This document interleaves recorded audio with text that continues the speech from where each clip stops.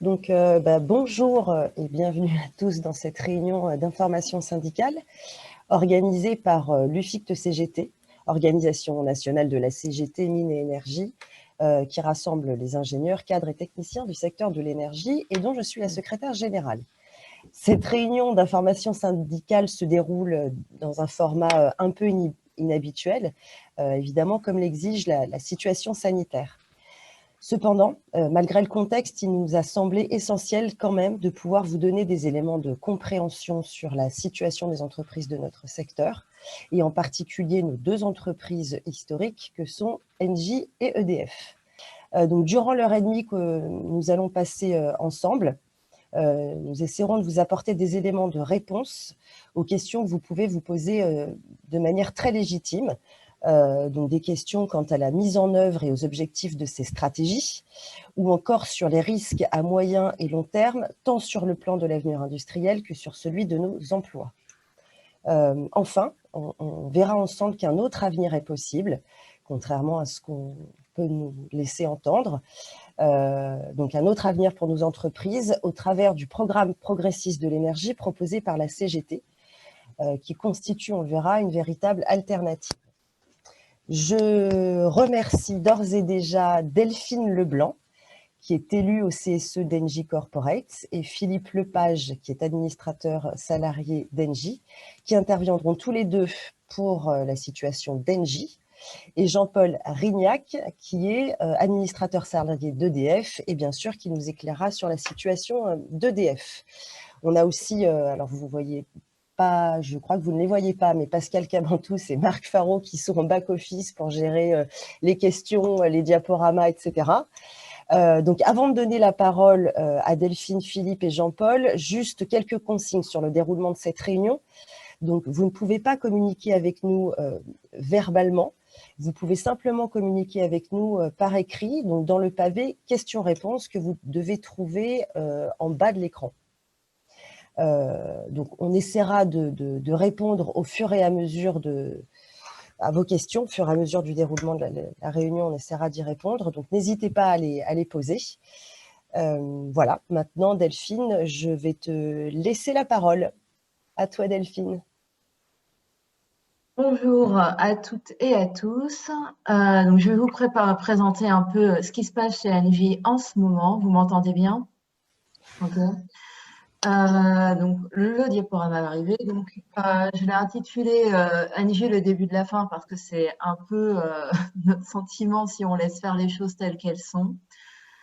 Donc, je vais commencer par un peu un historique. Donc, je m'excuse déjà auprès de mes amis d'Engie qui connaissent déjà d'où on vient, mais pour tout le monde, c'est pas mal de savoir un peu ce qu'il y avait avant et ce qu'il y a prévu maintenant. Donc, on va passer à la suite. Voilà. Donc, Engie avant-hier. Donc, pour les plus anciens d'entre nous, Engie avant-hier, c'était Gaz de France, l'entreprise intégrée comprenant l'amont et l'aval centrée sur le gaz comprenait entre autres les activités d'exploration-production, les infrastructures, transport, distribution, stockage, terminaux, l'achat, le négoce de gaz, le commerce pour la vente de gaz, les sièges et les fonctions support et un centre de recherche intégré. Engie hier, jusqu'à hier, donc en 2008, nous avons été fusionnés avec Suez. Donc, on est devenu le groupe GDF Suez et par la suite Engie. Donc, qui est composé de ex-Gaz de France pour la partie gaz et ex-Suez, grosso modo, pour la partie électricité. La stratégie post-fusion, plus les politiques cochères, donc je fais des grandes lignes et des grands raccourcis, ça a été de dire que le gaz c'est has-been, c'est dépassé, et que l'avenir est dans les services, ce qui a mené à ce qu'on appelle aujourd'hui les Engie Solutions. Ça passe par la consolidation et l'acquisition d'entreprises de services, donc certaines qui existaient déjà dans les groupes Suez et Gaz de France, mais également par l'achat d'autres services. Donc, on peut citer les entreprises comme Cofeli, Axima, Endes, Avélis, Nineo et bien d'autres. Et c'est traduit, comme pour beaucoup d'entreprises ces dernières années, par une ouverture sur le monde en achat et en se déployant dans beaucoup de pays de par le monde. Engie aujourd'hui, c'est ex de Gaz de France, à quelques détails près. C'est que l'exploration de production a été vendue, les infrastructures de transport et distribution, le stockage a été découpé en plusieurs entités. L'achat gaz négoce a été coupé en deux et une partie qui était l'approvisionnement en GNL pour gaz naturel liquéfié a été vendue récemment. Le commerce a beaucoup évolué, et notamment par des externalisations, et est également affecté par la fin des tarifs réglementés actuellement. Les sièges et les fonctions support sont coupés en deux parties. On commence à voir les pointillés entre d'un côté le siège pur et de l'autre côté les fonctions support qu'on appelle chez nous GBS. Et la recherche qui était avant intégrée se retrouve morcelée dans différentes entités avec ce qui était le centre à Saint-Denis, pour ceux qui connaissent, on n'est plus que 150 personnes, et un appauvrissement également des activités par morcellement dans différentes entités et également perte de personnel et de compétences. Le reste du monde, la stratégie, c'est de se... Donc, on a dit tout à l'heure que le gaz, c'était has-been. Maintenant, la stratégie, c'est se recentrer sur l'énergie et sur le gaz par la vente des entreprises de services. Donc, le bilan de Engie de demain sera l'ex-Gaz de France plus les ENR pour énergie renouvelable. Donc, les risques encourus, les risques qu'on voit sont un risque de vente à la découpe, avec notamment Total qui lorgne sur le commerce et la partie négoce, et les infrastructures, donc baisse des parts de l'État au profit, dans un premier temps, de la Caisse des dépôts et consignations, mais ensuite à n'importe quel investisseur. Donc, l'Engie de demain, donc, il y a eu un conseil d'administration récemment. On nous a présenté des pointillés et un découpage. Donc, ça concerne énormément la partie solution, mais ça affecte également la partie, notre partie au sens le Gaz de France historique. Donc, il y aura le New Engie que vous voyez sur votre gauche, avec l'ex-Gaz de France et les ENR, le New Engie Solutions avec des infrastructures décentralisées et les services associés. Donc, c'est Engie Energy Service. Ce qu'on appelle maintenant Bright, qui est l'activité d'installation de maintenance associée, génie électrique et tout, qui, on voit bien un gros pointillé dessiné, et ce qui était d'ores et déjà planifié, c'est la vente d'Endel. Donc, les conséquences sociales hors IEG, c'est la reprise totale ou partielle du personnel par des entreprises repreneuses, dans le meilleur des cas, ou licenciement si pas de repreneur. Et concernant les fonctions support qui sont aujourd'hui non intégrées dans les lots ACD, donc le meilleur serait qu'elles soient intégrées dans les entreprises ad hoc pour être vendues ensemble et ensuite traitées, reprises dans l'entreprise repreneuse, ou dans le pire des cas, licenciées car doublon.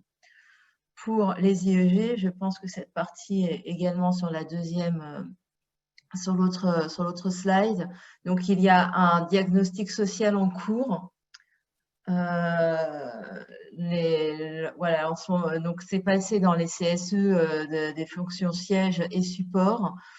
Pour l'instant, ils n'annoncent rien de très précis, mais on voit qu'il y a bien quelque chose puisqu'ils ont annoncé qu'il y avait un diagnostic social. Et ce qu'on suppute, c'est qu'il y a quand même on suppute, mais ça paraît logique, qu'il y aura un impact à court et moyen terme sur le siège des fonctions support et la recherche, notamment pour toutes les personnes qui travaillent de près et de loin ou de loin avec Engie Solutions.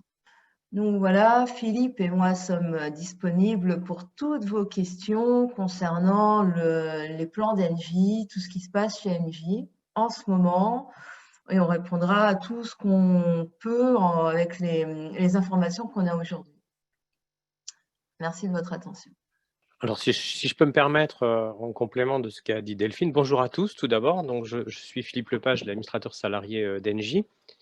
Et je suis également administrateur salarié d'LNJ, la filiale des terminaux méthaniers, depuis la fusion, en fait, et la création et le découpage déjà de ce que l'on appelait la direction production transport, qui recouvrait de façon intégrée et simplissime toute l'activité de gaz de France, depuis la distribution chez nos clients, que ce soit nos clients, je dirais, individuels comme vous et moi, et nos clients professionnels en B2C, B2B, le transport de gaz.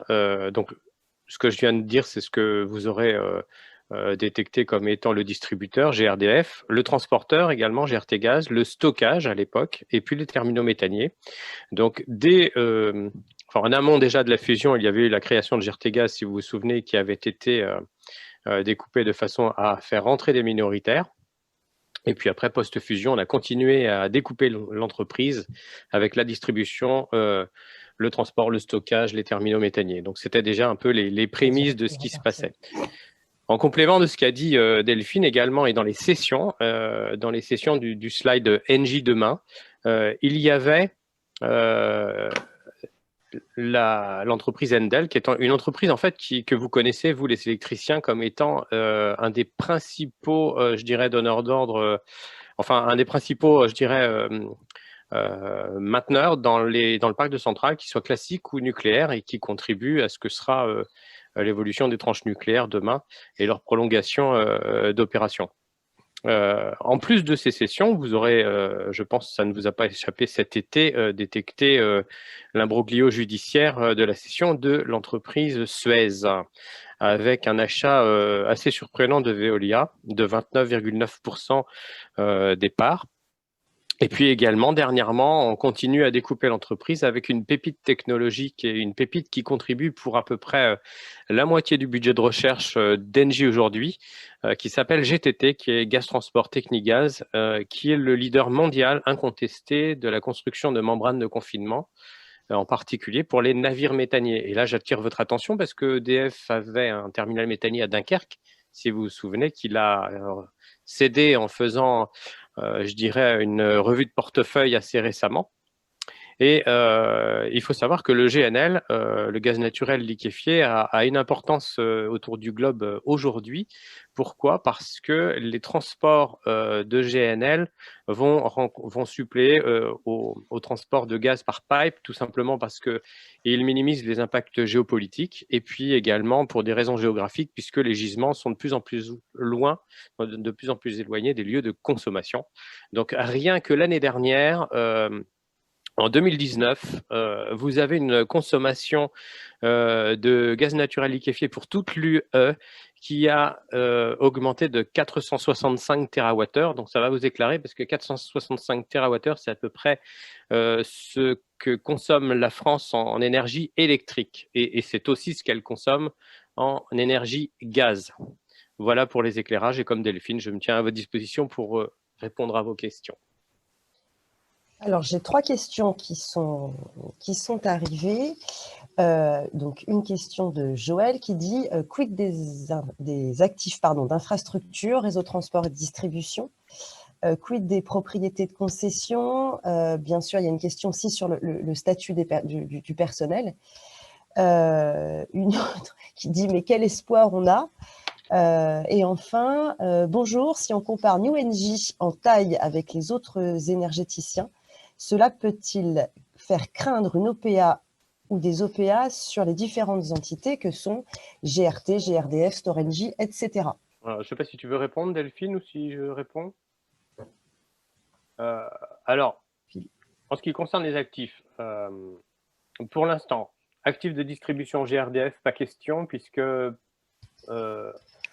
compte tenu des éléments, je dirais, financiers de la fusion, il y a une épine, on va dire, une épine fiscale dans le pied d'Engie qui fait que si jamais nous voulions ouvrir le capital de GRDF, nous serions immédiatement redevables d'à peu près 2 milliards d'euros. Donc 2 milliards d'euros, ça fait quand même une petite somme, et on va dire qu'en l'état, l'entreprise n'est absolument pas favorable. Et d'ailleurs, pour ceux qui ont vu l'interview du président Clamadieu au Sénat le 4 novembre, il le dit très clairement.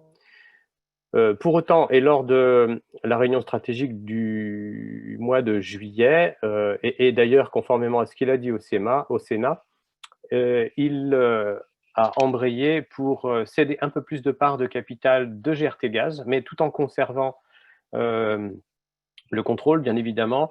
Donc, détenant 75%, c'est-à-dire 75-25, 75 NJ et 25 la SIG, la Société d'infrastructure gazière détenue par CNP Assurance et puis la Caisse des dépôts et consignations, en allégeant de 10% à peu près, en descendant jusqu'à 65% du capital, ça va libérer un bon milliard de capital pour entrer dans les caisses et servir à une rotation de portefeuille, à des acquisitions ou à un redéploiement stratégique, comme l'a énoncé tout à l'heure Delphine, qui serait de se redéployer sur les infrastructures. Quand on dit les infrastructures, ça veut dire les infrastructures tant gazières que électriques, mais pas dans l'UE, vous l'aurez compris, plutôt à l'étranger. Donc, qui se concentre souvent, vous l'avez vu avec TAG, le réseau de transport brésilien, qui a été cédé par Petrobras, et puis également en Amérique du Nord avec des actifs qui sont des actifs de transport électrique, en Amérique du Sud également, c'est ce qu'il dit être des infrastructures. Donc, pour l'instant, on peut considérer qu'il n'y a pas encore le feu dans la maison, quoique sur les infrastructures, mais bien avec ce qu'il vient de se passer pour l'ARE 2020, peut-être que le Conseil va à nouveau se réunir, puisque en fait, nous avions basé la stratégie sur, on va dire, un business du gaz qui perdurerait d'ici à 2050. Or, on voit bien que le but avoué par Barbara Pompili ou par l'État n'est pas de préserver le gaz, qu'il soit d'ailleurs du gaz fossile ou du gaz renouvelable. Et ça, c'est un virage qu'il faut considérer, bien évidemment. Sur la possibilité d'OPA, pour en finir avec les questions, je crois, alors, bien évidemment, puisque si on prend un groupe de 170 000 qu'on coupe en deux, puisque c'est très exactement arithmétiquement la même chose, c'est une possibilité qu'on relativise pour l'instant. Pourquoi? Parce que vous aurez noté la semaine dernière la prise de décision qui était celle, on va dire à demi-mot, de ne pas continuer la production électronucléaire en Belgique. Et bien évidemment, il n'y a pas grand monde qui va vouloir reprendre des actifs ou de prendre part dans une société qui va avoir à gérer ses provisions de démantèlement et surtout à combler en totalité ce fonds pour les provisions à travers l'entreprise qui s'appelle Sinatome. Et je crois que j'en ai terminé avec la série des questions. J'espère ne rien avoir oublié. Il y en avait une nouvelle sur Endel. Donc Endel est un prestataire majeur d'EDF pour la maintenance des centrales nucléaires. Est-ce qu'il y a un risque, et qui pourrait racheter Endel? Alors, évidemment, alors d'une part, il y a un risque parce que depuis longtemps et lorsque il a voulu créer, enfin, le management a voulu créer NJ Solutions, qui est en fait un rassemblement parce qu'il faut savoir qu'avant ce plan de découpage, il y a eu une querelle, j'en ai pas parlé, une querelle de gouvernance. Et lorsque la décision a été prise de céder Endel, c'est une décision essentiellement du président qui considère qu'il n'y a pas matière à souder des canalisations ou à faire des réparations sur les centrales nucléaires. C'est pas très vendeur. Donc comment ça s'est opéré? D'abord, on a fait des offres qui étaient un peu contre-productives aux grandes dames de nos copains d'Endel, de la CGT, et donc on a perdu les marchés progressivement et on s'est fait prendre les appels d'offres par des nouveaux entrants qui étaient inconnus, qui sont beaucoup plus agiles et qui n'ont pas toutes les strates d'organisation, de fonctionnel d'Engie Solutions ou d'Endel intégrés pour partie à l'époque, en 2018-19 encore, à ce qu'étaient les prémices d'Engie Solutions. Évidemment qu'il y a un risque, Il y a un plan de départ massif chez Endel. Il faut savoir que les compétences sont bien réelles sur le parc nucléaire. On a des copains qui sont extrêmement compétents et qui défendent leur crèmerie, c'est le cas de le dire. Il y a un risque à travers celui qui l'achèterait. Pour l'instant, il y a des banques d'affaires, mais je n'ai pas vu, à ma connaissance, d'offres qui commençaient à être remises et de tendances d'acquisition. Alors, j'ai beaucoup de questions là sur le risque qu'il y a sur le statut des industries électriques et gazières et surtout sur l'avenir. Est-ce qu'il y a un espoir? Quelles sont les marges de manœuvre? Donc, j'ai envie de dire que, bon, sur les marges de manœuvre et sur l'espoir, donc on verra le programme progressiste de l'énergie, qui est une solution crédible qu'on oppose à ces projets-là. Les espoirs, il y en a toujours. Après, ça dépendra aussi de la capacité des salariés à s'opposer, à se mobiliser. Ça compte. D'où l'organisation, d'où l'idée d'organiser aujourd'hui ce séminaire. Voilà, moi, pour ce que j'aurais à vous dire, mais peut-être que Philippe, Delphine, vous avez d'autres éléments à nous apporter sur les espoirs.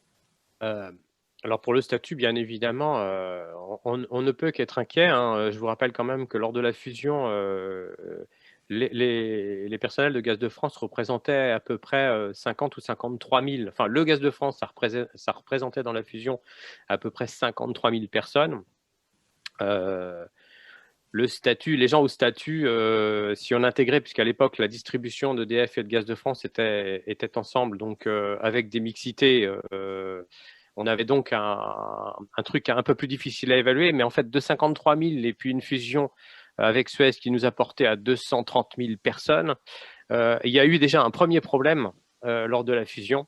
Je ne sais pas si certains s'en souviennent. Le premier problème, il a été d'intégrer une entreprise qui était une entreprise qui faisait exclusivement Suez appel à des conseils, et on avait des grands juristes qui étaient des juristes professionnels qui faisaient leur cahier des charges, etc., et qui étaient payés chez Gaz de France le prix d'une assistante chez Suez. Donc imaginez dès lors comment harmoniser déjà les éléments de paie. Ça a été extrêmement difficile. Et puis après, on a pris le pli de ce qu'était Suez avec tous ses travers, et on a créé une société au Luxembourg qui s'appelait la Manco et qui paie les cadres dirigeants ou un peu plus largement les personnes en vue du groupe sur une plateforme au Luxembourg. Donc ça vous laisse imaginer qu'à côté, le statut de Gaz de France ou le statut des IEG, pour ceux qui avaient le loisir de le quitter et d'avoir ce genre de choix, ça ne faisait pas l'ombre d'un doute. Après, il nous reste les ingénieurs, les cadres, les techniciens, les salariés.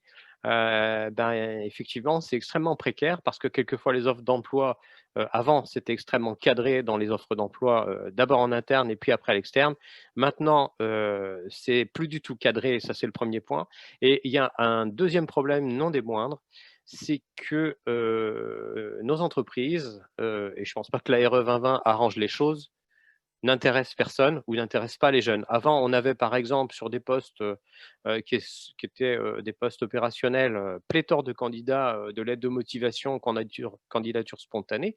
Et le problème maintenant, c'est qu'on est obligé de faire des salons métiers, des salons dans des lycées, des collèges, etc., pour essayer de ramener des gens soit qui ont déjà un métier par le biais de la filière professionnelle, ou soit des gens en devenir, mais ça n'intéresse pas les gens. Les métiers de l'énergie sont, je dirais, assez délaissés. Je fais des salons assez régulièrement pour essayer d'intéresser des jeunes sur les sites opérationnels, etc. Et j'avoue que c'est relativement difficile. Donc, je ne vous cache pas que pour l'avenir, je suis relativement pessimiste. Et puis, compte tenu également du morcellement des entreprises, vous l'avez vu et Delphine l'a très bien décrit, le morcellement des entreprises, en fait, on a un management qui fait comme communication aux salariés que, par exemple, la grève d'aujourd'hui, ça ne les concerne pas puisque c'est une grève qui concerne EDF. Et le tout avec d'autres organisations syndicales qui ne se gênent pas pour communiquer largement. Je vois dans ma BU en disant qu'ils ne sont pas partie prenante alors que leur coordination dit clairement qu'il faut être dans la bataille. Donc, on a vraiment une confusion des genres et aussi une confusion des genres qui est due à un manque de formation syndicale évident et à un espèce de corporatisme qui est organisé sciemment et qui fait que les gens sont dans leurs petites entreprises. Et en fait, ce qui est en train de nous arriver sur le coin du nez, c'est qu'on a un État pour partie encore actionnaire chez nous et puis beaucoup plus chez EDF, qui déstructure les entreprises et qui va totalement au détriment de ce que Virginie a détaillé comme étant une PPE qui serait une PPE de bon sens. Et nous, on fait rigoureusement le contraire. Bon, pour GRDF, on va dire dans l'immédiat, il n'y aura pas forcément de problème de statut. Par contre, comme je l'ai dit dans un de mes transparents, il y a des emplois et des parties qui peuvent être à court, moyen terme peut-être impactés, puisque la définition du statut, c'est ceux qui transportent, distribuent, vendent, stockent de l'énergie. Les fonctions support n'en font pas partie. Et tous les découpages qu'on voit, tous les pointillés qu'on voit, fait que si on sort, par exemple, d'NGSA le commerce, donc rien n'est exclu, ça voudrait dire que les fonctions support et le siège pourraient perdre le statut. C'est déjà arrivé dans le passé. Ils ont déjà satellisé notre DSI, donc ce qu'on appelle aujourd'hui NGIT, qui est la DSI du groupe NJ. Ils l'ont sorti dans une filiale et ils ont été voir les gens en disant bah, vous ne vendez pas, vous ne distribuez pas, vous ne transportez pas du gaz, donc vous êtes à la convention Syntec. Donc oui, à court ou moyen terme, on n'est pas à l'abri de ça. Et aujourd'hui, les postes, quand ils sont republiés, c'est ça aussi qu'il faut dire, par exemple dans les fonctions support, les postes IEG commencent à être publiés dans des statuts, dans d'autres statuts, dans d'autres entreprises du groupe. Donc il y a déjà des choses à la manœuvre, quoi. Donc on ne se laisse pas faire évidemment, mais voilà, c'est pour répondre à la question que faut être très vigilant. Et si vous me permettez de compléter sur GRDF, comme le disait Delphine, puisque la question de l'actionnariat de GRDF a été évoquée tout à l'heure, je pense que le problème ne se pose pas en termes d'actionnariat de GRDF, il va se poser en termes de renouvellement des concessions. Vous avez vu qu'il y a un certain nombre de régions qui s'activent. On a les entreprises locales de distribution, mais on a aussi des régions, à travers leur couleur politique, qui font un maximum de lobbying pour que on change de paradigme, qu'on intègre de plus en plus d'hydrogène dans les régions. On dit tout et n'importe quoi. L'intégration également des ENR sur les réseaux énergétiques font qu'on essaie, on essaie ou on arrive de plus en plus à faire croire aux citoyens lambda des choses, et ça risque d'être un peu catastrophique. Alors, je reviens à la RE 2020 de tout de suite. Imaginez qu'on vulgarise l'idée que le gaz est plus essentiel et que d'ailleurs il ne sert à rien parce que vous payez une facture pour pas grand-chose. Une pompe à chaleur ferait fort bien le travail. Bien évidemment que ça ne va pas bien se passer puisque le réseau de distribution et puis, si on remonte, les stockages et également le réseau de transport, s'ils ne véhiculent que moins de gaz, la charge à répartir sera sur beaucoup moins de clients et donc le prix, de façon arithmétique, va grimper. Merci. On va prendre les dernières questions donc, qui reposent sur les passerelles pour passer d'une entreprise à l'autre, sur d'Engie à EDF, etc. Il y a aussi quelqu'un qui nous fait remarquer que l'idéal, ce serait peut-être la fusion dans l'avenir, la fusion d'EDF et d'Engie. Ça, on savait que ça viendrait. Et une question sur l'inquiétude aussi des salariés de la CHEM qui sont inquiets. Alors pour les passages d'un groupe à un autre, faut savoir, enfin si personne d'entre vous n'a fait le chemin inverse, que ça compte pratiquement comme c'est très difficile. C'est très difficile pour deux raisons. La première, c'est que je pense que vous êtes déjà plein comme un œuf et qu'il n'y a pas autant de postes à pourvoir côté EDF pour absorber tous les camarades d'Engie qui auraient besoin de partir. C'est déjà ce qui s'est passé côté fusion, mais bon, je pense que il y a plus vraiment la place. Et que vous en aurez peut-être bien besoin pour vos transferts que Jean-Paul vous expliquera après. Ensuite, et administrativement, ça devient difficile et c'est des fois même compté comme nous, techniquement, c'est presque une démission en fait. On est obligé de démissionner d'Engie pour aller côté EDF ou Enedis ou quoi, ok. Je réponds à la dernière question qui est la date d'échéance. Alors, bon, là, on est calé sur des CSE et autres et autres. La vente, les premières choses vont arriver, on va dire, courant février. Pour l'instant, on est dans le flou total. Les directions sont très, très muettes sur les potentiels impacts.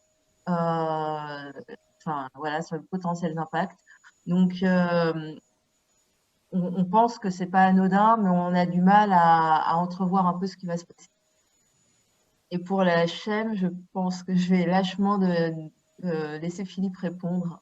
La CHEM, je pense que c'est une question de mon camarade Claude Etchelamendi. Il a fort raison de poser la question.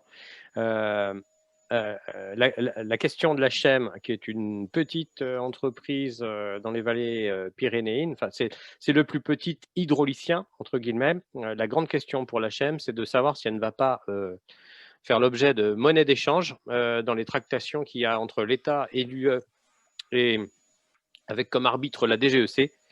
J'ai posé la question au directeur, au patron de la DGEC, Laurent Michel, il y a peu, lors du conseil. C'est une vraie question et pour l'instant, elle n'est pas tranchée, malheureusement, mais c'est une vraie question et elle est assez aiguë, surtout pour les camarades de la chaîne. Mais je veillerai avec beaucoup d'attention, Claude. Il n'y a plus de questions sur Engie. Moi, je vous propose qu'on passe maintenant à la situation d'EDF. Jean-Paul, si tu en es d'accord, et j'espère que c'est le cas, si tu es prêt. Donc, Jean-Paul, je te laisse la parole. Merci à Philippe et à Delphine. Donc, je me présente Jean-Paul Rignac, moi je suis à la R&D d'EDF et donc je suis administrateur salarié parrainé par la CGT. Et donc ce matin, je vais vous parler de ce qu'on sait sur Hercule. Le problème d'Hercule, c'est que vous l'avez vu, c'est des discussions qui sont très opaques et en fait, les informations qu'on peut avoir, c'est des fuites et c'est pas vraiment des informations officielles. Donc il faut prendre toutes ces informations à l'instant où on est, sachant que ça discute entre l'État et la Commission européenne et que le risque, c'est qu'effectivement, on soit mis devant un dossier qui soit complètement ficelé au dernier moment. Donc, sur ce PowerPoint, vous avez vu vous verrez la première photo, c'est effectivement un peu le symbole de ce plan Hercule, hein, c'est-à-dire que la volonté qu'il y a derrière, c'est effectivement de couper la boîte EDF pour effectivement en sortir un maximum d'argent. Vous pourrez regarder d'ailleurs dans la presse qu'aujourd'hui, il y a des activités qui sont purement renouvelables et qui sont hyper valorisées à la bourse. Et c'est ce que va chercher ce plan, c'est-à-dire d'isoler certaines parties qui pourraient fortement intéresser la bourse et faire grimper les actions pour mettre de notre côté ce qui peut être risqué. Alors tout d'abord, on va regarder déjà l'état d'EDF aujourd'hui, puisque vous savez qu'il y a déjà eu des coups de canif, on va dire, dans l'entreprise intégrée au travers du départ de RTE. Aujourd'hui, vous savez que pratiquement la moitié d'RTE est détenue par la Caisse des dépôts et consignations, pratiquement 30%, et la Caisse nationale de prévoyance. Ça a été un premier coup de canif dans l'entreprise intégrée qui avant comportait RTE à l'intérieur d'EDF. La part de l'État aujourd'hui dans EDF, vous voyez qu'elle est de 83,7%. Alors, il faut savoir qu'il y a une loi qui impose que l'État détienne à minima 70% des parts d'EDF, des actions d'EDF. Ce qu'il faut savoir, c'est que dans la part des 83,7%, en fait, l'État en propre, il n'en détient que 71%. Le reste, pour aller à 83,7%, il est détenu par la Banque publique d'investissement. Donc, la Banque publique d'investissement, vous le voyez surtout dans la période un peu difficile qu'on traverse, eh bien, c'est une institution qui va investir dans certaines entreprises à un moment donné, mais qui à un autre moment va pouvoir s'en retirer. Donc, vous voyez que au travers de la part de l'État qui est entre l'État et la Banque publique d'investissement, eh bien, il peut se passer des choses à EDF tant que, tout en respectant effectivement cette loi des 70%. Ensuite, si on descend un peu dans EDF, eh bien, vous voyez que dans EDF, il y a du bleu, il y a de l'orange. Donc, le bleu, on va dire que c'est toutes les activités qui sont au statut. Et l'orange, c'est toutes les filiales qui sont dans le groupe EDF, mais qui ne sont pas au statut. On voit que de plus en plus à l'intérieur de business unit, vous voyez les colonnes, c'est plutôt des business units, eh bien, on peut avoir des entreprises qui sont au statut et des entreprises qui n'y sont pas. C'est par exemple le cas, on voit, de la production des PNT, c'est la production nucléaire et thermique. Eh bien, à l'intérieur de cette business unit, il y a aussi Framatome, et Framatome, c'est une filiale qui n'est pas au statut. Bon, vous voyez aussi que, eh bien, sur la droite, vous avez EDF Renouvelable, on l'a vu dans l'exposé précédent, EDF Renouvelable qui pourtant produit de l'électricité. Les agents d'EDF Renouvelable ne sont pas au statut. De plus en plus, on voit que donc il y a une mixité qui est faite entre des entreprises au statut, des entreprises qui ne sont pas au statut, et ça, eh bien, c'est effectivement déjà, on va dire, un coin qui a déjà été enfoncé dans l'entreprise intégrée EDF. Alors, il y a une filiale qui est particulière, qui est Enedis, hein, ou qui, elle, est au statut, mais qui a des activités qui sont totalement régulées. Et donc, on va voir que cette filiale, elle va être, faire partie d'une partie de la casse d'EDF qu'on va voir dans le transparent suivant. Donc là, vous voyez sur ce transparent, c'est une entreprise EDF qui est totalement intégrée. Donc, sur le transparent suivant, on voit que là, c'est le projet Hercule tel qu'on le connaissait jusqu'à présent, c'est-à-dire une casse en deux de l'entreprise avec d'un côté un EDF qui était appelé un EDF bleu, donc qui rassemblait toutes les activités de production nucléaire, de production thermique, de production hydraulique. Et puis une partie verte qui est sur la droite, qui a rassemblé tout le reste. Alors, quel était l'objectif en fait de tout ça? Eh bien, l'objectif, c'est de mettre tout ce qui a un risque. Pourquoi le nucléaire, il y a un risque? Parce que, si vous voulez, le démantèlement des centrales nucléaires, alors il faut savoir que le démantèlement, il est provisionné actuellement dans les comptes d'EDF, c'est-à-dire que EDF a mis de côté tout l'argent nécessaire pour démanteler ces centrales, mais le risque, il est sur est-ce qu'on a bien évalué le montant de ce démantèlement? Eh bien, donc ça fait peser un risque. Il faut savoir que ce démantèlement des centrales nucléaires, ça représente des dizaines de milliards d'euros. C'est tout à fait officiel. Vous pouvez aller le regarder dans les documents de référence d'EDF. Tout ça est tout à fait expliqué. Mais il y a effectivement ce risque qui dit est-ce qu'il ne va pas y avoir un débordement par rapport à ce qui a été prévu. Et donc ça, les financiers, ils n'aiment pas trop. Quand il y a un risque, ils n'aiment pas. C'est pour ça que donc, il y a cette volonté de mettre d'un côté cet EDF bleu avec ce risque potentiel et d'isoler une partie verte qui, elle, intéresse beaucoup la bourse, notamment au travers des énergies renouvelables.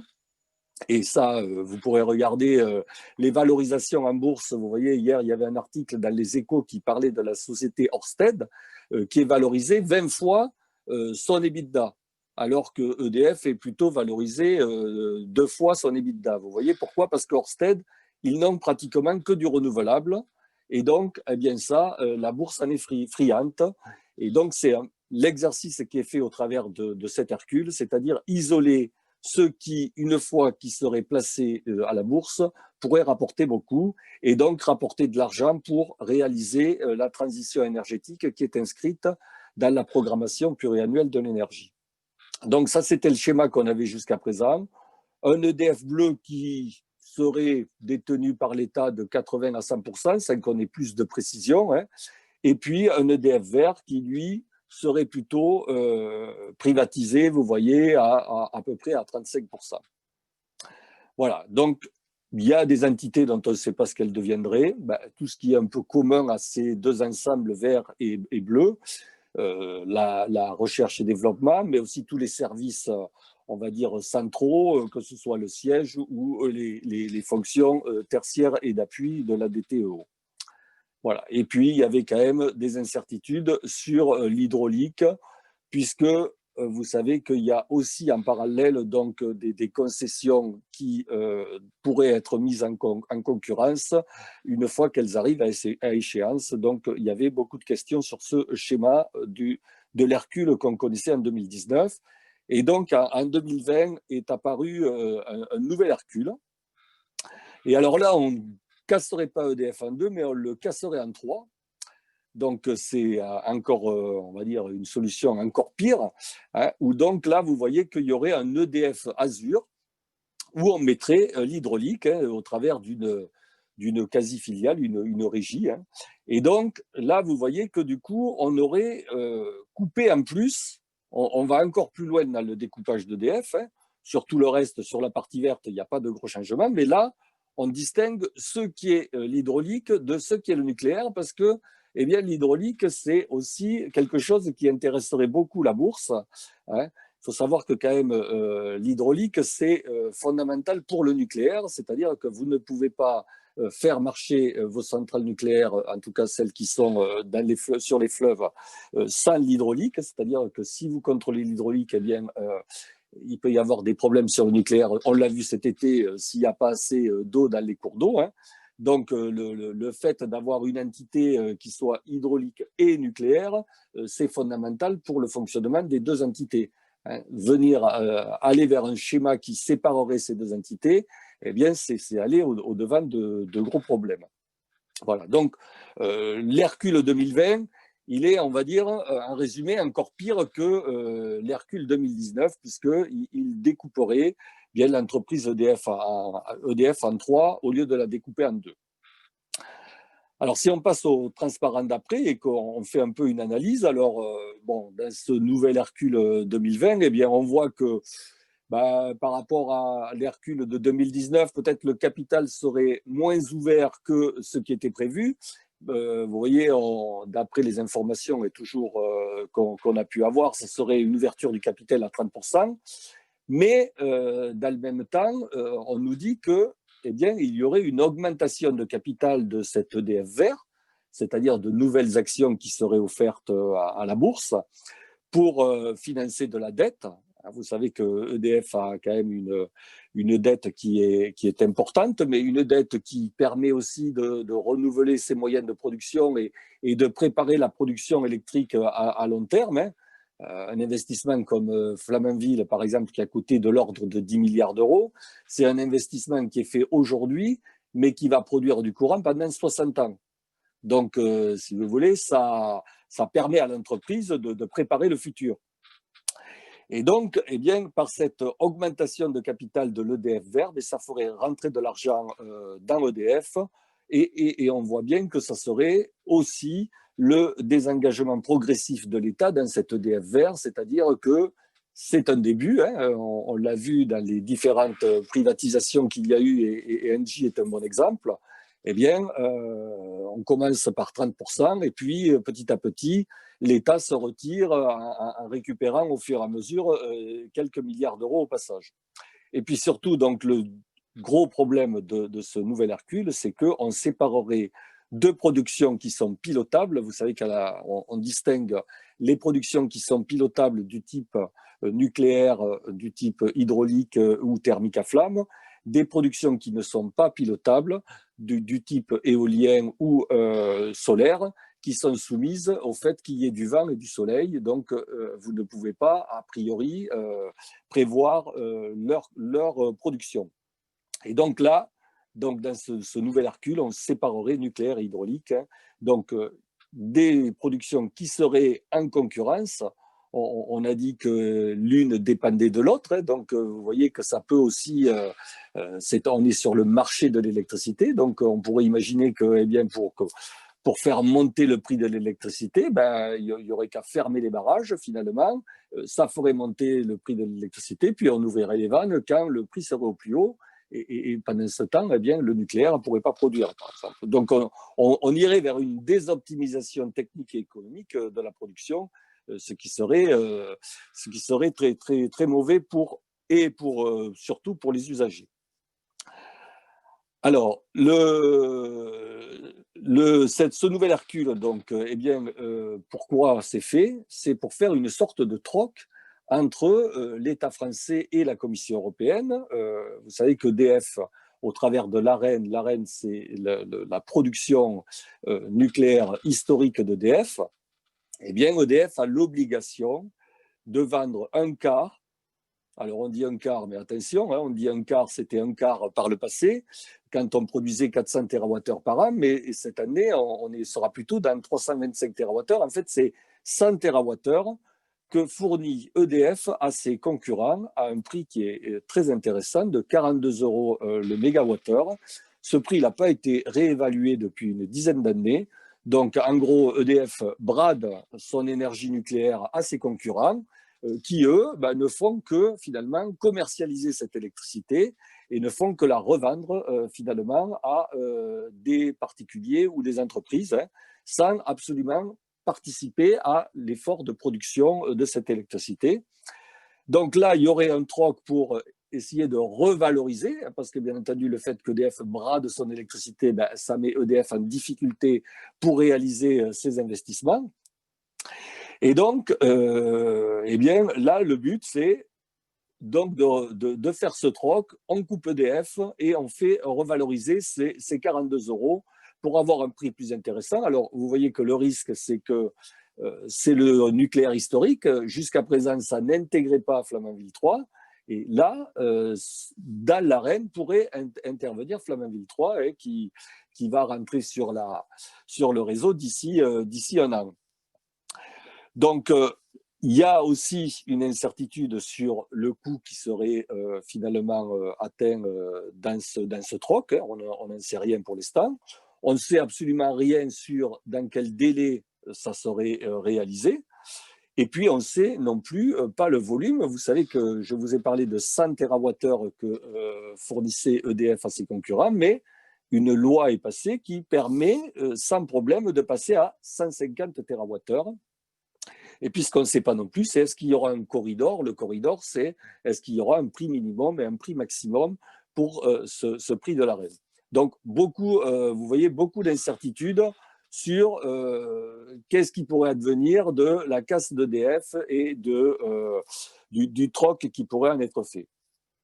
Pour l'hydraulique, alors, il y a la mise en place d'une quasi-régie pour l'hydraulique. Hein, une quasi-régie, c'est donc une filiale dont l'activité principale est la production hydraulique à plus de 75%.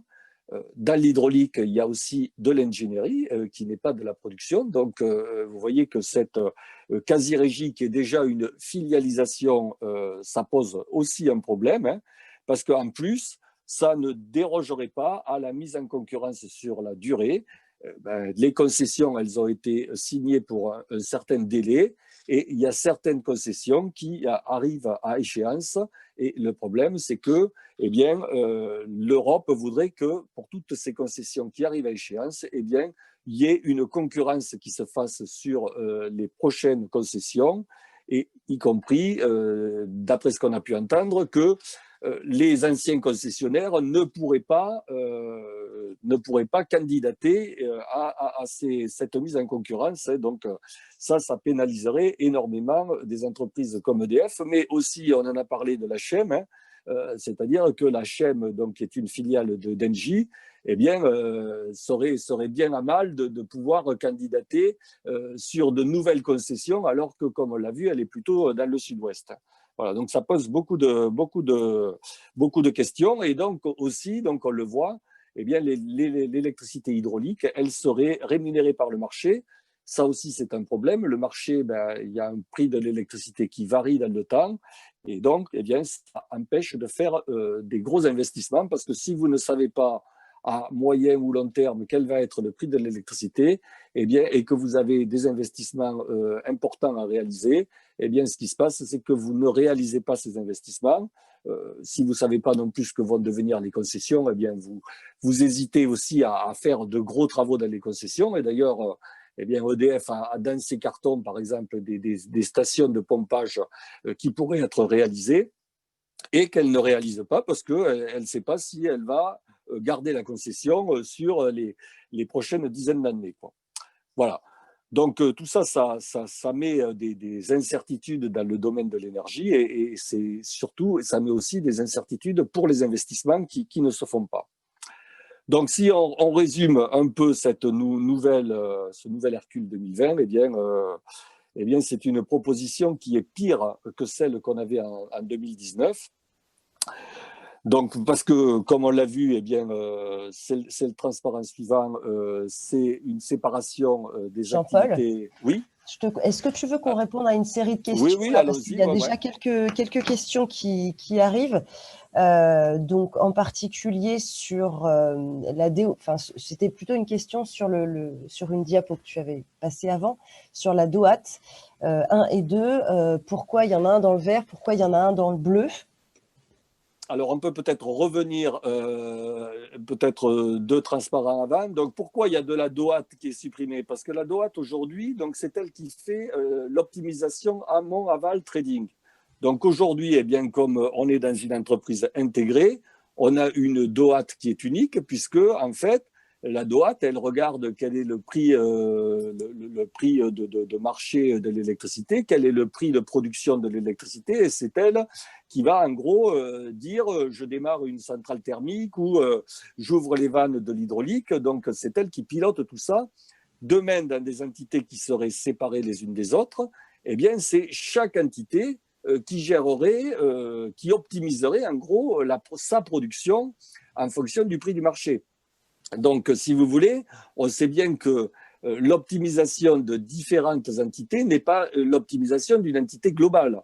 Et c'est bien ce qu'on défend, nous, à la CGT, dans l'entreprise intégrée, c'est qu'aujourd'hui, en ayant une entreprise qui a et le nucléaire, et l'hydraulique, et le thermique à flamme dans une seule entité, eh bien, ça nous permet d'optimiser le kilowattheure pour tous les usagers.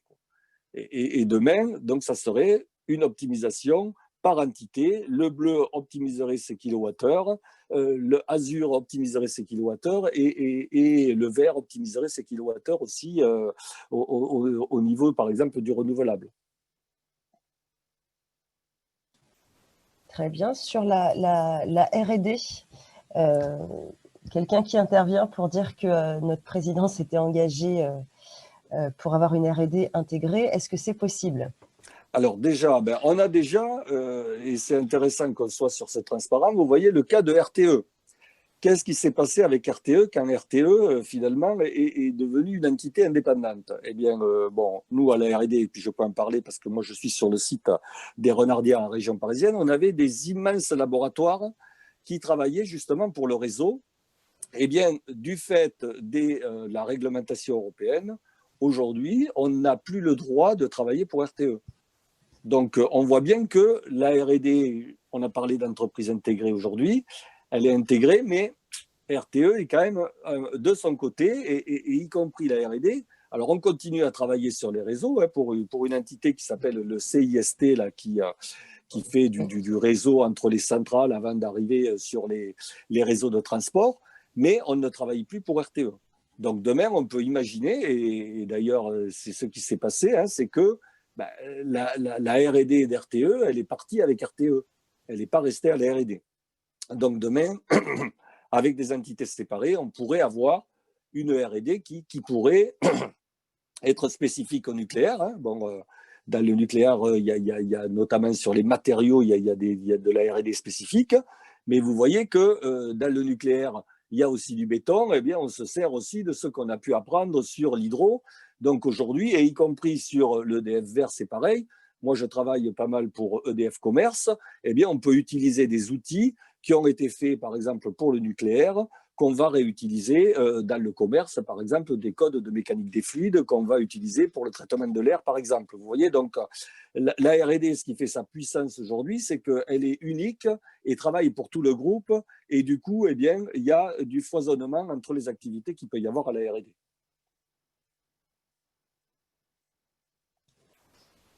Jean-Paul, merci pour cette réponse. Quelqu'un nous dit que ce type d'opération qui vise à séparer les actifs nucléaires et les autres actifs ont déjà été faits dans d'autres pays, en particulier pour permettre la transition écologique. Il te pose la question de savoir si ce n'est pas une étape nécessaire. Alors, une étape nécessaire. Ce qu'il faut bien voir dans cette opération, c'est une opération financière. C'est-à-dire que, et ça a déjà été fait dans d'autres pays, on a par exemple le cas de l'Allemagne, où ils ont fait un peu des opérations similaires en mettant justement dans des filiales toutes les activités renouvelables qui se sont empressées de mettre en bourse.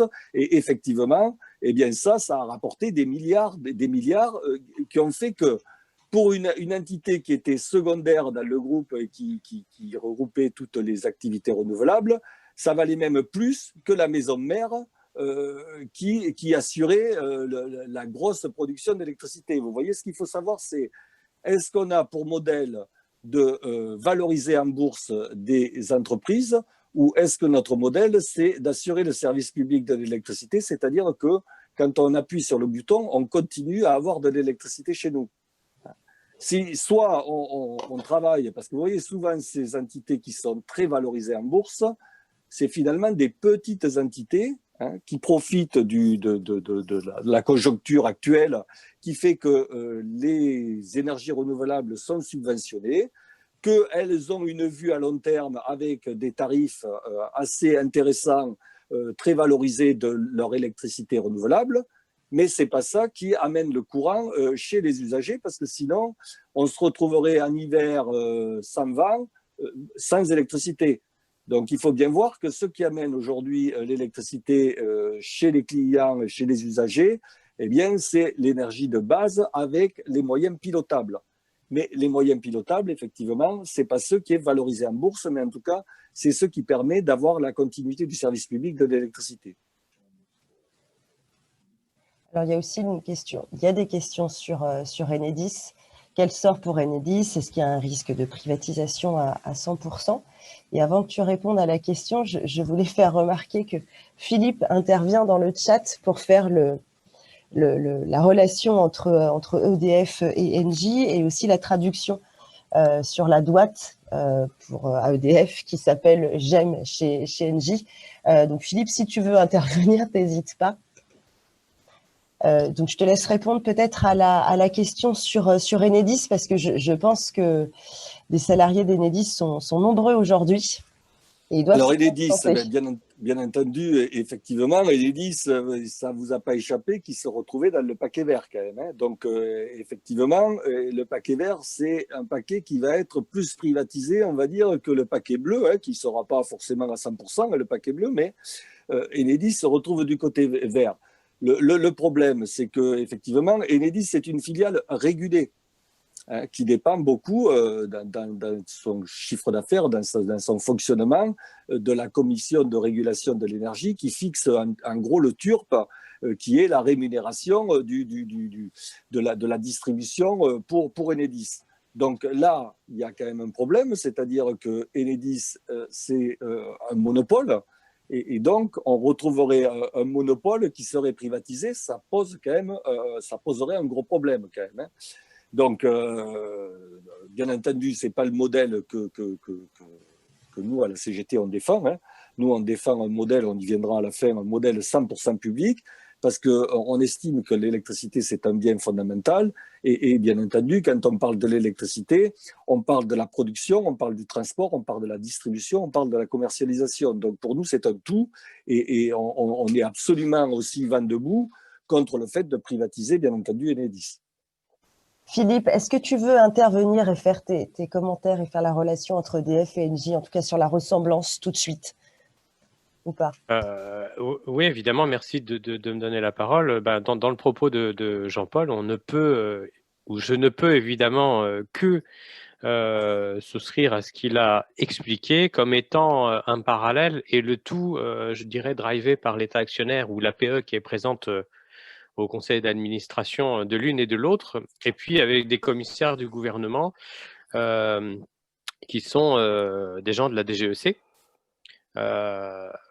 On voit bien que la situation est différente dans le tour de table au conseil d'EDF que celui d'Engie, où les actionnaires, comment dirais-je, indépendants, sont beaucoup plus représentés que l'État.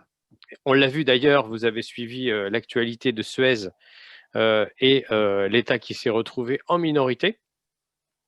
Donc le tout pour dire que les opérations et la construction des opérations dans le découpage d'Engie, c'est ce que je mettais dans le chat, le processus de découpage a été exactement le même. On a fait des prémices ultra secrètes.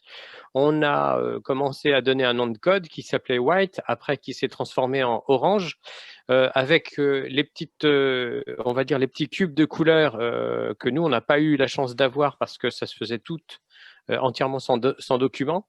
Tout était top secret. Et puis, ça changeait de nom et on changeait les entités pour savoir ce qui était le plus rentable ou équitable à long terme. Le tout avec une actualité, je dirais, boursière et économique qui changeait et qui faisait que les petits pavés de couleur changeaient de côté. Donc, ça vous donne à peu près l'ambiance. Sur la distribution d'énergie, moi, je souscris complètement encore une fois parce que ce qui se passe du côté de GRDF et que j'ai expliqué tout à l'heure, c'est exactement la même solution chez Enedis, avec les régions, les départements, les villes, les métropoles. Et j'en profite également pour faire le parallèle parce que je suis assez bien l'actualité belge et l'actualité belge sert de laboratoire. En Belgique, et ça vous échappera pas, sur l'activité d'autoconsommation qui, en France, est aussi encadrée, les Belges avaient, dans un premier temps, obtenu de ne plus avoir à souscrire les taxes locales qui étaient liées, en fait, à la participation au réseau de distribution locale. Et en fait, les politiques belges sont revenus et ont refait machine arrière parce que même si il y avait des micro-grids locaux, il fallait bien que quelqu'un entretienne l'infrastructure. Donc pour vous dire que c'est devenu l'activité énergétique extrêmement complexe et que à chaque fois que l'on privatise l'un ou l'autre des énergéticiens, eh bien on fait rentrer au capital les banques d'affaires, hein, toujours les mêmes, Morgan Stanley, etc. et tous les autres. Et eux, ils ont une vision capitalistique du business qui n'a vraiment, qui est en totale opposition évidemment avec la PPE de la CGT que l'on porte. Et j'attire votre attention parce que c'est extrêmement dévastateur et destructeur. À partir du moment où on voit une érosion de la rentabilité, c'est très clair. Moi, je peux vous dire, ils prennent pas du tout de gants. C'est allez hop, Jean-Pierre, tu vends. Merci. Jean-Paul, il y a d'autres questions, mais peut-être que tu peux reprendre le cours de ta présentation et on reprendra des questions après. OK. Donc, on était donc un peu sur la conclusion, et de toute manière, donc pour analyser tout ça, donc une proposition qui est pire donc qu'en 2019, notamment au travers de ces séparations de la production et de l'hydraulique. Hein. Donc, il y avait une possibilité on va dire, de préserver l'hydraulique au travers des SIEG. Les SIEG, c'est des services d'intérêt économique et général. Donc, c'est des sortes de services publics reconnus par l'Europe. Hein. Et ça permettrait, si on mettait l'hydraulique en SIEG, ça permettrait d'éviter la mise en concurrence pour l'hydraulique. Mais ce que ne veut pas EDF, c'est que j'ai cru comprendre que ça rapporterait moins d'argent à EDF que d'être dans un service de ce type, un service donc d'intérêt économique et général. Donc, c'est pour ça que EDF a fait la proposition de cette quasi-régie qui est une filialisation. Et bien entendu, bon, il y a quand même des questions qui sont essentielles. Hein. Quelles sont les activités vis-à-vis des activités régulées, hein, parce que, bon, on vient de le dire pour GRDF et Enedis, eh bien, ces activités, elles profiteraient donc à des actionnaires privés, ce qui pose quand même un problème vis-à-vis d'une situation de monopole. Ça serait effectivement un premier pas vers la privatisation d'Enedis, hein, et peut-être que opposé, parce que dans le cadre d'Enedis, on voit bien qu'il y a des concessions qui sont hyper rentables, notamment les concessions qu'il peut y avoir en métropole, par exemple, où on a une concentration importante d'usagers par rapport à des concessions en campagne où eh bien, vous avez des kilomètres de ligne pour finalement, au bout, des fois, avoir une seule ferme au bout. Donc, la FNCCR, qui est la Fédération nationale des concessions rurales, eh bien, elle voit bien le danger. C'est-à-dire qu'en ayant privatisé Enedis, on pourrait se dire, tiens, on va peut-être privatiser les concessions qui rapportent beaucoup, des métropoles, et puis du coup on va laisser de côté les concessions rurales qui elles rapportent beaucoup moins ou peut-être coûtent, quoi. Donc eux ils sont totalement opposés à ce découpage, hein. Bon, il y a beaucoup de représentants des élus, hein, qui sont dans le CCR, hein, puisque c'est eux qui ont qui possèdent le réseau et qui en fait délivrent la concession à EDF pour l'exploiter. Donc eux, ils sont vraiment opposés à cette notion de concurrence. Voilà. Alors on va passer deux transparents là, puisque j'arrive à la holding financière, puisque en fait, il y a donc le modèle qui est présenté par l'Union européenne, qui va encore plus loin, on va dire, hein, par rapport à ce nouvel Hercule 2020, et qui propose donc de faire une holding financière, c'est-à-dire que chaque entreprise qu'on a vue, le bleu, le vert et l'azur, serait totalement indépendante. Et elle devrait garantir donc sa propre survie, c'est-à-dire que, eh bien, aujourd'hui, vous voyez l'intérêt, c'est que le fait d'être réunis dans un seul groupe, eh bien, quand vous avez un problème sur l'hydraulique et que vous ne l'avez pas sur le nucléaire, eh bien, grosso modo, ça va s'équilibrer ou vice-versa. Demain, si chacune des entités est indépendante, quand vous avez un problème d'un côté, eh bien, ça ne s'équilibre pas et donc vous avez du déficit d'un côté, du bénéfice d'un autre, mais vous ne pouvez pas en profiter au travers de ça. Alors, donc ça, quand même, ça rajoute encore un problème, hein. Donc, cette holding, ça ferait quoi finalement? Ça consoliderait les comptes, c'est-à-dire qu'au global, eh bien, on prendrait chacune des entités indépendantes et puis au niveau des comptes, on ferait un compte global pour l'ensemble, mais dans le fonctionnement, il n'y aurait plus aucune connexion entre les entreprises et donc chacune aurait son autonomie de gestion. Et donc ça veut dire que, on le voit bien avec ce qui s'est passé à RTE, eh bien vous auriez un service informatique de chaque côté, vous auriez des services achats de chaque côté, des services RH de chaque côté. Donc il n'y aurait plus aucune aide financière qui serait croisée.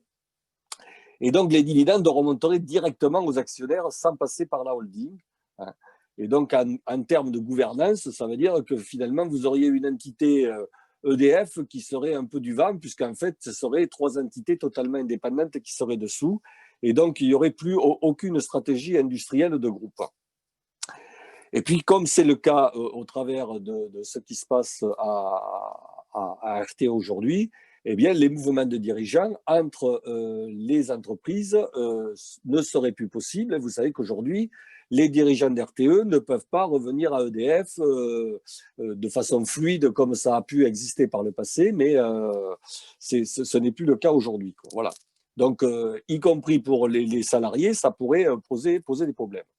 Voilà. Donc, ce schéma de la holding financière, vous l'avez là, avec effectivement une surveillance qu'il y aurait au niveau européen de la holding financière et aussi une surveillance de toutes les activités régulées par rapport à la CRE.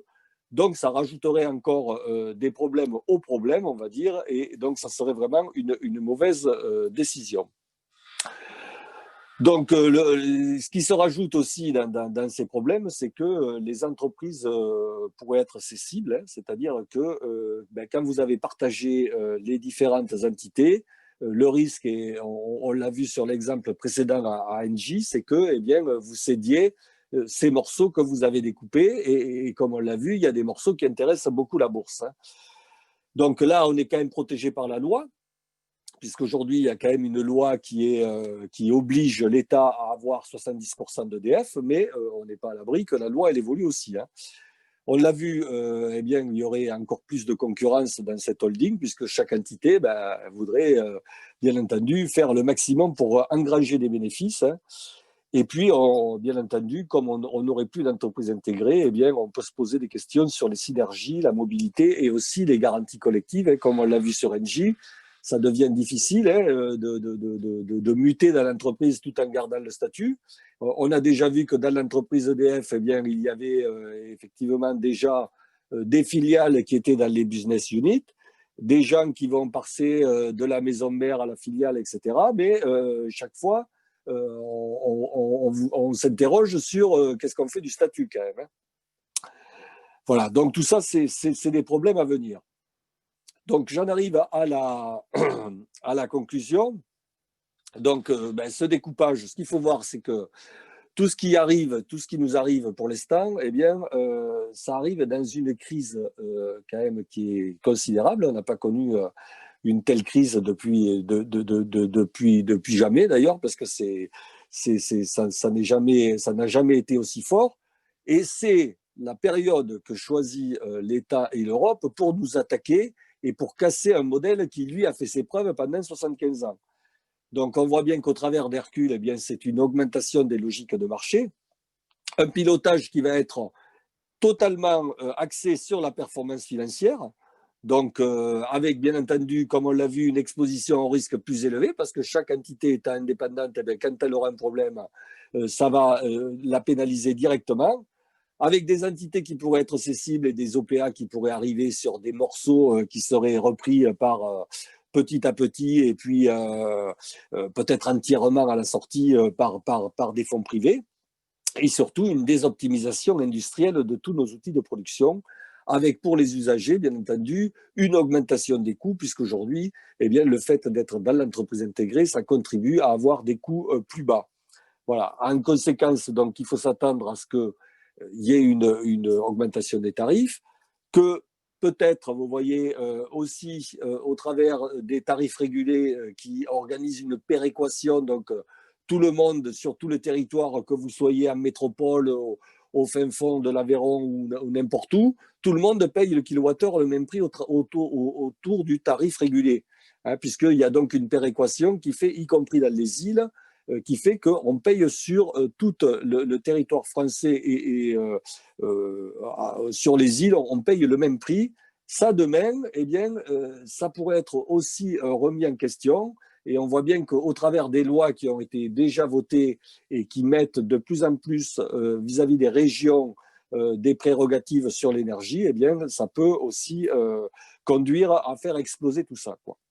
Donc, tout ça, ça nous conduit à quoi? Ça nous conduit à une fin d'EDF, une fin programmée de notre service public, une concurrence accrue entre les entreprises du groupe et aussi une indépendance. On peut se poser des questions sur notre indépendance énergétique, hein, parce que effectivement, ça va nous mettre en difficulté pour la suite. Et aussi, ça va mettre en difficulté la politique industrielle. Vous savez que la France a beaucoup perdu au niveau de son industrie au cours des dernières années. L'énergie, ça reste encore un domaine important sur l'industrie. Hein. Pour exemple, vous voyez, les salariés qui travaillent autour du nucléaire, c'est pratiquement 220 000 personnes en France. Hein. Donc, c'est notre industrie, en tout cas ce qu'il en reste, elle est très dépendante de l'énergie. Et donc, ça va rajouter des difficultés. Et puis, pour nous, les salariés, des garanties collectives qui seront fragilisées. On voit bien ce qui s'est déjà passé à Engie et qui pourrait nous arriver aussi à nous, hein, et notamment au travers de la mobilité. Voilà. Donc, nous, cette transformation, bien entendu, on s'oppose à toutes ces transformations, hein, parce que déjà, ça se fait dans la plus grande opacité, sans aucun dialogue social. On ne regarde absolument pas quelle est la planification des infrastructures, des aménagements, etc., qui sont pour le futur. Et puis surtout, les usagers, là-dedans, on n'en tient pas compte. C'est-à-dire qu'on ne regarde pas du tout quels sont leurs besoins et on regarde plutôt l'argent qu'on pourrait en retirer, de la mise en bourse de certains morceaux, quoi. Donc ça, c'est inacceptable, hein. Mais ça ne veut pas dire que la situation actuelle nous convient aussi, hein, puisque vous voyez la situation actuelle qui fait que EDF brade une partie de son électricité pour que ses concurrents fassent du profit dessus. On ne peut pas accepter une telle solution, hein. Donc nous, ce qu'on demande à la FNME-CGT, hein, la Fédération nationale des mines et de l'énergie de la CGT, c'est qu'on fasse déjà un bilan objectif de la déréglementation. Cette déréglementation, elle nous avait été vendue comme quoi elle allait faire baisser les prix. On se rend compte que c'est absolument pas ce qui se passe et c'est tout le contraire. Parce que les tarifs augmentent, parce que les services se dégradent, on le voit bien au travers des pertes d'effectifs qu'on a dans tous les services, et que les emplois se précarisent, parce que bien entendu, eh bien, souvent, c'est des emplois qui vont être sous-traités à l'extérieur. Donc, nous, on s'oppose à ça. au prétexte que l'énergie, c'est un bien vital qui ne peut pas être géré avec une logique de marché. Et donc, nous, on met en avant un programme progressiste de l'énergie qui se base sur les besoins et les enjeux climatiques pour l'intérêt de tous. Hein. Donc, vous avez vu, on appelle ça le programme pluriannuel de l'énergie. Vous avez vu qu'il y avait eu la PPE, qui est la programmation pluriannuelle de l'énergie. Donc, ne pas confondre la PPE et le PPE, qui est le programme porté par le CGT, qui a pour but de donner du sens au service public de l'énergie et à notre travail. Alors, si on revient sur ce PPE, qu'est-ce qu'il est? Bon, en gros, si vous voulez, il demande de revenir à un service 100% public, c'est ça qui est déjà important, c'est-à-dire qu'on revienne à des EPIC, des établissements publics industriels et commerciaux, pour assurer ce service public de l'énergie, qui ferait aussi l'efficacité et la performance énergétique. Donc, bien entendu, on est pour que la fiscalité aussi, elle lutte contre le changement et le réchauffement climatique. Donc, ce PPE, il se préoccupe aussi du réchauffement de la planète, mais il veut aussi lutter contre la précarité énergétique, notamment en agissant sur les taxes. Vous savez que dans votre facture EDF, aujourd'hui, vous avez pratiquement un tiers de la facture EDF qui représente des taxes. Et donc, eh bien, un tiers, c'est pratiquement le transport et transport-distribution, et un tiers, c'est la production. Eh bien, sur ce tiers de taxes, on pourrait déjà les diminuer dans un premier temps, et puis aller vers une suppression des taxes sur l'énergie, puisque l'électricité est un besoin fondamental. Donc, tout ça pour qu'il y ait un droit à l'accès à l'énergie avec interdiction des coupures. Les précaires énergétiques n'arrêtent pas de grossir. Si les tarifs venaient à augmenter de l'électricité, eh bien, ça plongerait encore de nouvelles populations. On les estime à peu près déjà aujourd'hui à 12-13 millions de personnes qui sont dans la précarité. Eh bien, demain, en augmentant l'électricité, ça serait encore pire. Voilà. Donc, il faut absolument sortir l'énergie du marché, puisque la concurrence a fait exploser les prix. Il faut aller, au contraire, de désintégrer l'entreprise, aller vers une intégration optimisée de l'ensemble des énergies. Alors, vous voyez qu'on a parlé d'électricité, mais on demande aussi qu'on revienne à un EPIC 100% public pour le gaz, hein, parce que les deux énergies sont forcément liées. Si demain, on avait un blackout électrique, eh bien, ce n'est pas pour autant que vous auriez du gaz, parce que le gaz, il est dépendant de l'électricité pour ses compresseurs, pour envoyer du gaz dans les tuyaux. Eh bien, si on était demain soumis à un blackout électrique, il y aurait aussi des problèmes sur le gaz. Donc, le PPE, il essaye de voir l'ensemble de la cohérence des deux EPIC, gaz et électricité. Et bien entendu, vis-à-vis des garanties sociales, nous, on a un statut qui est commun pour les électriciens, les gaziers, etc. On veut des garanties sociales fortes pour l'ensemble des travailleurs dans toutes les filières énergétiques. Voilà un peu rapidement brosser ce PPE qui d'ailleurs est déjà, les militants de la CGT portent ce PPE vis-à-vis des élus, dans les mairies, vis-à-vis des députés, des sénateurs, voilà. Donc, bien écoutez, je vous propose qu'on passe aux questions-réponses s'il y en a.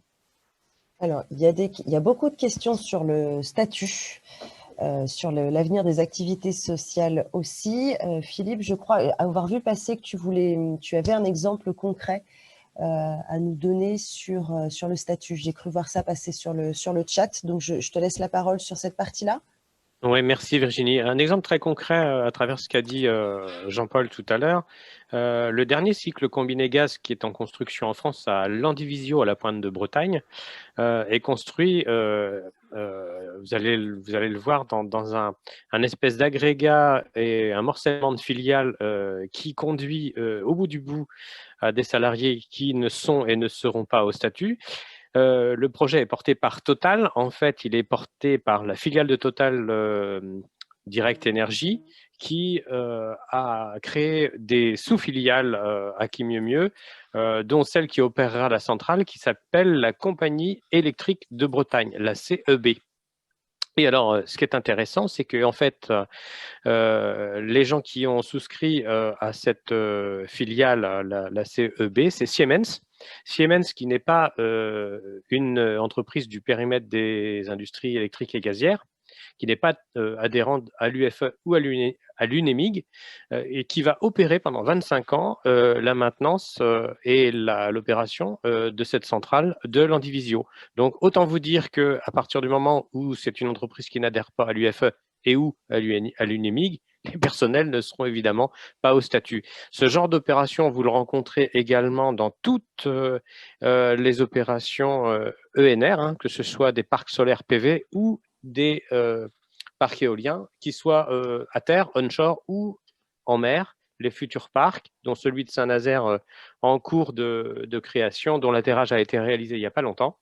À chaque fois, on obtient ou on s'empresse de construire un morcellement des sociétés de façon à ce que personne n'y retrouve de près ou de loin ses petits. Voilà la précision que je voulais vous apporter. Est-ce que sur l'avenir des activités sociales, il y a eu beaucoup de questions là-dessus. Quelqu'un veut répondre? L'avenir des activités sociales, on sait déjà que déjà dans la situation actuelle, on a quand même perdu. C'est-à-dire que effectivement, autant Engie et EDF versent une partie de leur chiffre d'affaires au titre des activités sociales. Tous ces nouveaux venus à l'intérieur du système énergétique, qu'ils soient gaz ou élec, eux ne versent rien. Déjà, leurs salariés ne sont pas au statut, ce qui est déjà anormal parce qu'à la limite, ils ont droit au statut comme nous, puisqu'ils sont, comme l'a dit Delphine tout à l'heure, producteurs, distributeurs d'électricité, de gaz, etc. Mais en plus, leurs entreprises ne cotisent pas, quoi. Donc, plus on va émietter effectivement Engie et EDF, et plus la CCAS verra ses budgets diminuer. Ça a déjà été le cas aujourd'hui. Dans des schémas comme ça serait encore pire demain, quoi. Il y avait une question sur le devenir des tarifs, le risque d'envollement des tarifs et le risque de la fin de la péréquation tarifaire. Alors, le risque des tarifs, pour l'instant, on va dire que le tarif élec, il dure. Bon, le tarif gaz, Philippe pourra peut-être en parler, mais en 2023, il n'y aura plus de tarif gaz, quoi. Donc, on voit bien ce qui s'est passé sur le gaz. Là, l'électricité, donc on s'est opposé, nous, à la CGT, on voulait le maintien du tarif gaz. Hein, c'était effectivement une revendication de la CGT. On défend aussi le tarif élec, mais on comprend bien que si on n'a plus de prérogatives nationales, le risque, c'est que, y compris la péréquation, vous seriez, par exemple, dans une région qui serait forte productrice d'électricité, vous auriez de l'électricité un peu moins chère. Vous seriez dans une région en déficit d'électricité, vous auriez une électricité plus chère, quoi. Donc le risque, à force de morceler, de régionaliser, c'est qu'il n'y ait plus cette péréquation nationale qui soit effective. Et on peut penser aussi aux territoires ultramarins qui seraient vraiment dans une difficulté énorme pour avoir de l'électricité et pour se développer, quoi. Donc, c'est le risque au travers des métropoles, on l'a vu. Hein. Aujourd'hui, l'activité, elle se concentre dans les métropoles au détriment de la ruralité. Ça pourrait arriver pour l'électricité demain si on continue à saucissonner comme ça les entreprises. Il y a une question sur, n'y a-t-il pas, en plus de l'enjeu financier, la volonté de détruire le modèle construit par le CNR? Alors ça, bien sûr, hein, le modèle d'EDF, c'est le modèle à abattre et c'est vraiment l'anti-modèle européen. On comprend bien que la concurrence libre et non faussée vis-à-vis d'une entreprise comme EDF qui s'est construite sur un monopole, effectivement, c'était l'entreprise à abattre et on voit bien au travers des différentes réglementations qu'il y a eu en Europe et des évolutions qui nous ont été imposées que c'était effectivement le but. L'Europe n'accepte pas le fait qu'une entreprise comme EDF puisse, avec son passé et aussi son présent, puisse perdurer, quoi. Donc oui, c'est une attaque du modèle. D'autres inquiétudes quant au tarif agent. Quid du tarif agent? Alors, vous voyez qu'on a parlé du tarif tout simplement. Effectivement, le jour où il n'y aura plus de tarif, pourquoi il y aura un tarif agent? C'est aussi le risque, ça. Hein. Alors, je ne sais pas ce qui va se passer en 2023 pour le gaz, hein, Mais c'est vrai que le fait de supprimer le tarif pour tous les usagers, il y a quand même un risque qu'on supprime le tarif agent pour les salariés d'EDF. Pour l'instant, on n'a aucune information sur le sujet, mais il faut aussi anticiper ce qui pourrait nous arriver dans le futur quand même. Hein. Merci. Juste, alors, c'est pas une question, mais c'est une remarque d'une salariée qui nous dit qu'elle pensait que EDF Bleu était l'entité qui regroupait les entités où il fallait aller, mais que finalement, elle se rend compte que on sera tous perdants, quelle que soit l'entité dans laquelle on se retrouverait dans le futur, que ce soit EDF Bleu ou EDF Vert. Voilà, il y aura effectivement, c'est une bonne conclusion, c'est que effectivement dans ce découpage, il n'y aura que des perdants, hein, parce qu'on comprend bien que, y compris une entité qui pourrait dans un premier temps paraître être gagnante dans l'opération avec on l'avait dit à une époque, une renationalisation du nucléaire. Bon, on n'a pas détaillé, mais vous savez, dans le nucléaire aussi, on voit qu'il y a beaucoup de filiales, y compris dans l'ingénierie. Vous voyez, une filiale comme Advance, c'est une filière un peu créée juste pour grossir quand on a des contrats de centrales nucléaires dans le monde, mais diminuer quand on n'a plus de contrats, quoi. Donc, on voit bien que cette filialisation, elle est déjà en marche dans l'entreprise et aucune entité n'est à l'abri, effectivement, de ces évolutions. Merci Jean-Paul. Je vous propose qu'on arrête là. On arrive quasiment à l'issue de cette heure et demie. Donc ça touche à sa fin. On n'a pas pu prendre toutes les questions parce qu'on était très nombreux. On a dépassé les 200, donc il y a eu pas mal de questions. Malgré tout, on espère quand même vous avoir permis d'y voir un peu plus clair. Nous espérons surtout vous avoir convaincu du caractère néfaste de ces orientations. Bien sûr, hein, nous vous encourageons à manifester votre opposition en participant à la journée d'aujourd'hui, à l'appel de l'intersyndicale. Ce sera de toute façon, il y a eu pas mal de questions sur quel espoir, quel avenir, est-ce qu'on peut s'y opposer. Une fois de plus, ça dépendra du rapport de force que les salariés sont capables de mettre en avant. Moi, je tiens quand même à remercier une nouvelle fois Delphine, Philippe et Jean-Paul pour leur brillante intervention, Pascal et puis Marc, bien sûr, qui était en back-office. Et il ne me reste plus qu'à vous souhaiter une bonne journée. Et puis, merci à vous d'avoir passé ce moment avec nous. À bientôt.